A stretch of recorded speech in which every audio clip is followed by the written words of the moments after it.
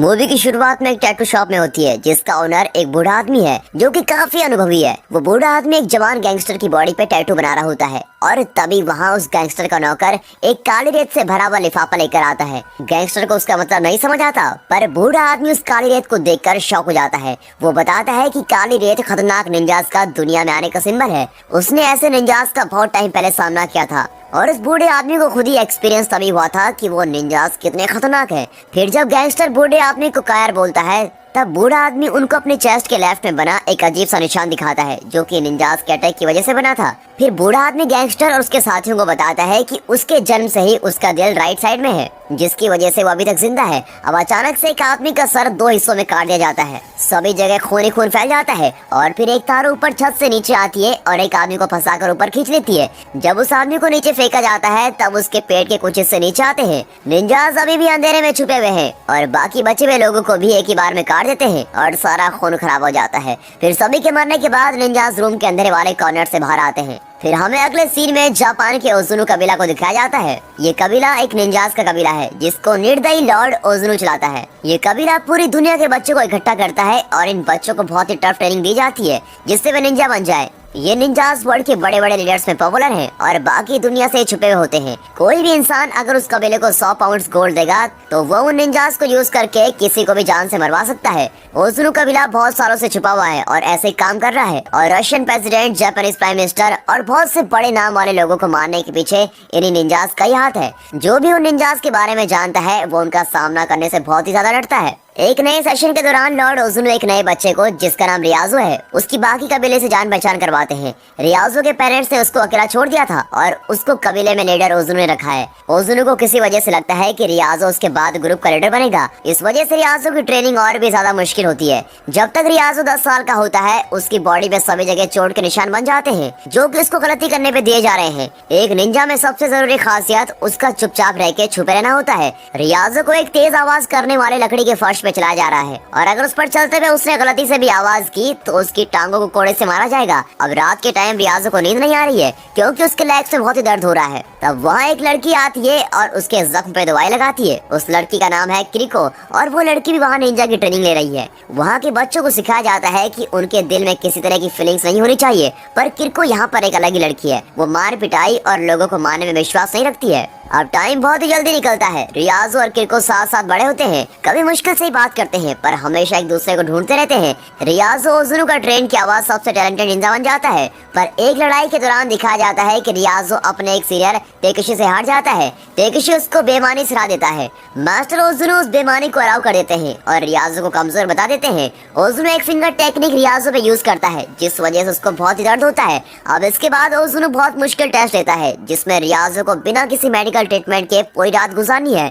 जब अगली सुबह ओजुनु ट्रेनिंग के लिए आता है तो अपने स्टूडेंट्स रियाजो को तैयार देखकर बहुत ही प्राउड फील करता है कि रियाजो ने मुश्किल टेस्ट पास कर लिया है। जल्दी रियाजो कबीले का सबसे टैलेंटेड निंजा बन जाता है और आंखें और हाथ पे पट्टी बंदी होने के बावजूद भी वो अपने अपोनेंट्स को हरा देता है। किरिको को उस पर फख्र होता है पर वो ओजुनु की जिंदगी जीने के रूल्स को बिल्कुल पसंद नहीं करती। वो बार बार कबीले के रूल्स को तोड़ती रहती है और उसको रियाजो काफी बार वार्न भी करता है। रियाजो को डर होता है कि अगर लीडर ओजुनु को पता चल जाएगा तो वो किरिको का दिल निकाल कर उसको मार देगा, पर वो हमेशा यही बोलती है कि उसका दिल हमेशा रियाजो के साथ है और कोई भी उसका दिल नहीं चुरा सकता। अब एक ट्रेनिंग के दौरान किरिको को एक चाकू के साथ अपने अपोनेंट को हार्म करने को बोला जा रहा है। जब किरिको ऐसा नहीं कर पाती तो ओजुनु उसके फेस को काट देता है और उसको एक केज में डाल देता है। रियाजो चुपचाप किरिको से मिलने जाता है जिसको एक केज में बंद किया हुआ है और उसको पानी पिलाता है। फिर कुछ दिन बाद एक रात को बारिश हो रही होती है। किरिको वहाँ से भागने के लिए एक दीवार पर चढ़ जाती है और वो रियाजो को अपने साथ चलने को बोलती है, पर रियाजो वहीं रुकने का डिसाइड करता है और अपने कबीले के साथ रहना चाहता है क्योंकि उसको लगता है कि उसके पास कबीले के अलावा और कोई भी नहीं है।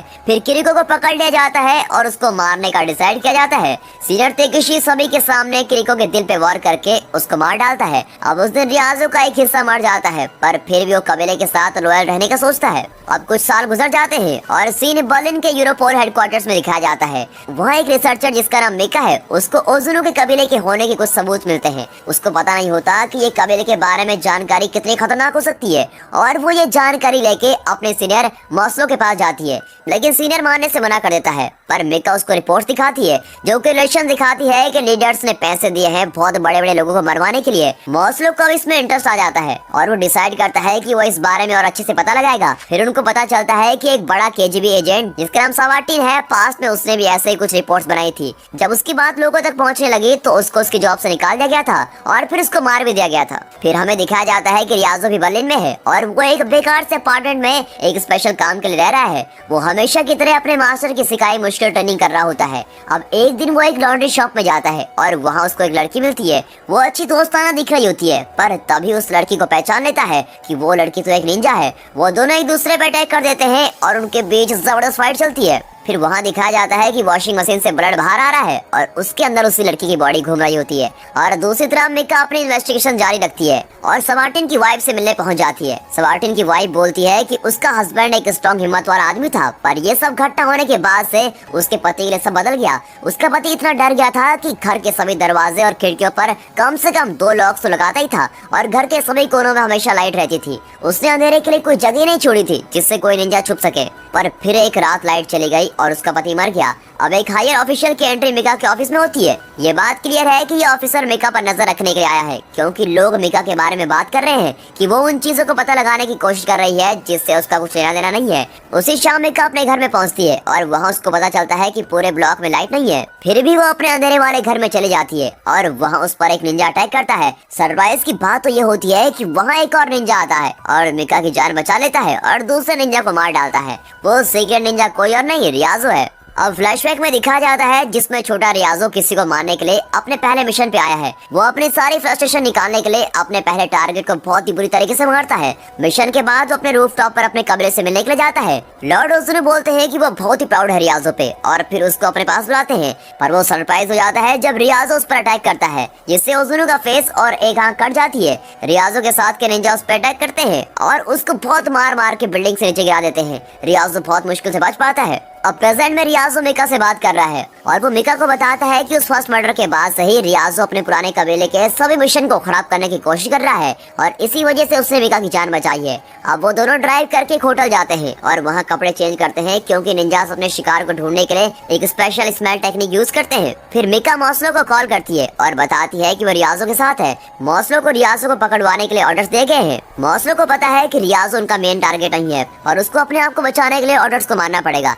जब वो तीनों अपने नेक्स्ट स्टेप को डिस्कस करने के लिए मिलते हैं, रियाजो को पुलिस घेर लेती है और अरेस्ट भी कर लेती है। उसको एक हाइड आउट में ले जाया जाता है जहां उसको अकेले चेन में बांध कर रखा हुआ है। अब मिका को पता लग जाता है कि मॉस्लो ने ही रियाजो को अरेस्ट करवाया है, पर फिर भी मॉस्लो रियाजो को छोड़ने से मना कर देता है क्योंकि रियाजो प्रिजन में सेफ है। रात को मिका रियाजो के पास जाती है और उसको पानी देती है। रियाजो तब बताता है कि उसको मारने के लिए निंजास कुछ ही सेकंड्स में आने वाले होंगे। मिका ये बात मॉस्लो को बताती है, पर बहुत लेट हो जाती है। लाइट चले जाती है और निंजास अंधेरे से बाहर आते हैं। सबसे एडवांस हथियार होने के बाद भी सोल्जर्स निंजा के सामने वीक साबित होते हैं। मिका रियाजो की चेन खोल देती है। इससे पहले कोई उसको मारे, रियाजो निंजा से लड़ाई करता है और मिका को भाग जाने को बोलता है क्योंकि वो दोनों की जान नहीं बचा सकता। रियाजो ओजुनु के कबीले का सबसे बेस्ट स्टूडेंट होता है, पर फिर भी इतने सारे निंजा को एक साथ मारने के लिए उसको बहुत मुश्किल होती है। आखिर में वो और तेकिशी एक रोड पर मिलते हैं। तेकिशी रियाजो को मारने के लिए अपनी स्वॉर्ड उठाता है, बट मिका सही वक्त पे आके तेकिशी को अपनी कार से उड़ा देती है। मिका रियाजो को होटल ले आती है। बहुत सारी इंजरी के बाद भी रियाजो डॉक्टर के पास जाने से मना कर देता है। अब नेक्स्ट सीन में मिका बेहोश रियाजो के साइड में बैठी है और उसकी बेहोशी में उससे बात कर रही है। वो रियाजो से माफी मांगती है और उसको थैंक्स भी बोलती है उसकी लाइफ बचाने के लिए। मिका फिर एक ट्रैकिंग डिवाइस निकालती है जो उनकी लोकेशन मॉस्लो को बताता है, पर पुलिस के आने से पहले निंजा आ जाते हैं और रियाजो को किडनैप कर लेते हैं। जब पुलिस आती है तो उन्हें बस सोफे पे बैठी हुई मिका मिलती है। मिका उनको बताती है कि रियाजो को किडनैप हुए 10 मिनट हुए हैं। अब कबीले के बेस को दिखाया जाता है। रियाजो को लॉर्ड ओजुनु के पास ले जाया गया है। ओजुनु उसको लास्ट चांस देता है माफी मांगने का, बट रियाजो मना कर देता है। ओजुनु गुस्सा इसलिए है क्योंकि उसको लगता है कि रियाजो ही कबीले का मास्टर बनेगा। ओजुनु रियाजो को वहीं खड़ा करता है जहां किरिको को मारा गया था। रियाजो को फिर फिंगर जैबिंग टेक्निक से 3 बार मारता है। ज्यादातर लोग इस टेक्निक के वार्ड से एक ही बार में मर जाते हैं, पर रियाजो के मुंह से सिर्फ खून ही निकला है। इसके साथ साथ उसके मुंह से एक ट्रैकिंग डिवाइस भी निकलता है। निंजास के वो देखने से पहले ही मीका पूरी पुलिस फोर्स के साथ वहाँ जाती है और आतंक मच जाता है। बहुत सारे निंजास एक्सप्लोजिव से मर जाते हैं, इसलिए अंधेरे में छुपने से कोई फायदा नहीं हुआ। अब एक बड़ी लड़ाई में दोनों तरफ के बहुत सारे लोग मर जाते हैं। फिर रियाजो का सामना तेकेशी और उसके निंजास के साथ होता है। फाइट फेयर न होने के बाद भी रियाजो सभी निंजास को मार देता है और तेकेशी के अटैक की वेट करता है। फिर दोनों अपनी पूरी एफर्ट्स के साथ लड़ाई करते हैं और लास्ट में रियाजो जीत जाता है। तेकेशी का हेड काट दिया जाता है। अब रियाजो को बस एक को हराना है, जो कि उसका पुराना मास्टर ओजुनु है। रियाजो को ओजुनु एक कमरे में मिलता है, जो कि शांति से बैठा हुआ है, जबकि बाकी लोग बाहर मर रहे हैं। ओजुनु अपनी एक्सपर्टीज दिखाता है और हवा में गायब हो जाता है और अंधेरे से रियाजो के पीछे से हमला करता है। बस एक धक्के से ही ओजुनु रियाजो को उड़ा के दूसरे रूम में पहुंचा देता है। फिर दोनों अपनी स्वॉर्ड्स निकालते हैं और दोनों के पीछे खतरनाक लड़ाई होती है। ओजुनु एक और चांस देता है रियाजो को माफी मांगने का और बताता है कि वो रियाजो का बाप है। रियाजो गुस्से और फ्रस्ट्रेशन से बोलता है कि वो किसी का बेटा नहीं है और जिस सेकंड वो ओजुनु को मारेगा वो सेकंड उसकी लाइफ की पहली सांस होगी। और ऐसे बोलते ही दोनों एक दूसरे से लड़ने के लिए आगे जंप करते हैं, पर ओजुनु दोबारा गायब हो जाता है। अब अचानक से मीका रूम में रियाजो की हेल्प करने के लिए एंटर करती है, बट तभी वहाँ ओजुनु अंधेरे से वापस आता है और मीका पे अटैक करता है और अपने स्वॉर्ड को उसकी छाती में घुसा देता है। अब लड़ाई ओजुनु जीत रहा होता है। फिर रियाजो सेम ट्रिक यूज करके उसकी बॉडी को काट डालता है। आखिर में ओजुनु अपने कंधे पे स्वॉर्ड लगने से मर जाता है। रियाजो मीका को लेकर बाहर आता है और डॉक्टर उसका इलाज करते हैं। मीका का दिल चेस्ट की राइट साइड में होता है, जिसका मतलब है कि वो ठीक हो जाएगी। अब लास्ट के सीन में रियाजो एकेडमी की दीवार से जंप करता है, जैसा कि किरीको चाहती थी। और दोस्तों यहाँ पर ये मूवी खत्म होती है। मुझे उम्मीद है आपको मूवी और वीडियो अच्छी लगी होगी, तो वीडियो को एक लाइक और चैनल को सब्सक्राइब अभी कर दें। And finally